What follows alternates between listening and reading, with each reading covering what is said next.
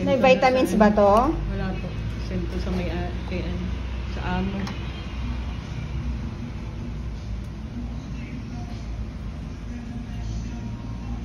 Okay. After 2 weeks, Opo. April 1, Sige po. balik kayo dun sa balat niya. Kumalat na yung ano niya sa mukha. Opo, opo. Ano yan lang ha, na-injikan natin siya ngayon. Yung iba, pagdating ng isang linggo, makikitaan natin na improvement.